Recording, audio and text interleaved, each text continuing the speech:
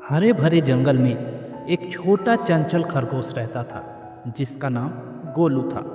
वह हमेशा उछल कूद करता और जंगल में नए दोस्त बनाने की कोशिश करता।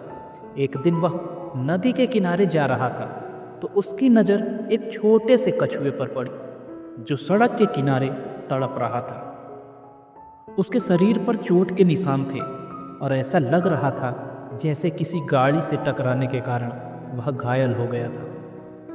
गोलू के दिल में करुणा उमड़ पड़ी। उसने धीरे से कछुए को उठाया और अपने छोटे से घर में ले आया। उसने कछुए के घावों को जड़ी बूटी लगाई और बड़े प्यार से उसकी देखभाल करने लगा। गोलू उसे खाना खिलाता, हर वक्त उसके साथ रहता और कछुए को हिम्मत देता।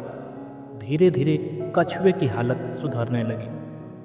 कुछ दिनों बाद जब कछुआ पूरी तरह ठीक हो गया तो उसने गोलू से कहा, तुमने मेरी मदद की, तुम्हारा बहुत धन्यवाद। मेरा नाम टिम्मी है और मेरे पिता मुझे ढूंढ रहे होंगे। गोलू ने बिना देर किए टिम्मी को नदी के किनारे ले गया। वहां टिम्मी के पिता टिम्मी को ढूंढ रहे थे जो वहीं से भटक गया था उनसे। जैसे ही भोलू ने अपने बेटे को देखा, उनकी आंखों में खुशी के आंसू आ गए।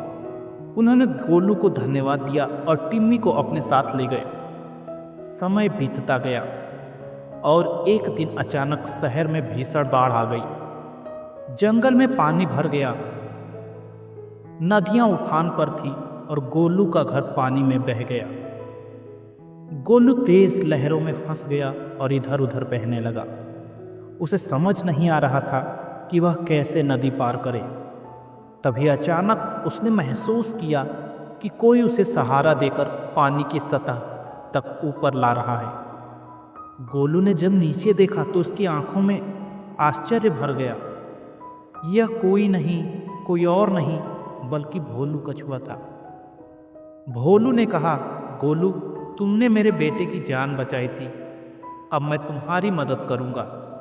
भोलू ने गोलू को अपनी मजबूत पीठ पर बैठा लिया और सुरक्षित किनारे तक पहुंचा दिया। गोलू की जान में जान आई। गोलू ने नम आंखों से कहा, मैंने कभी नहीं सोचा था कि एक दिन मेरी मदद करने कोई आएगा, और वह भी टिम्मी का पिता। भोलू मुस्कुराया और बोला, जीवन में जो हम देते हैं वह किसी न किसी रूप में लौट कर हमारे पास आता है।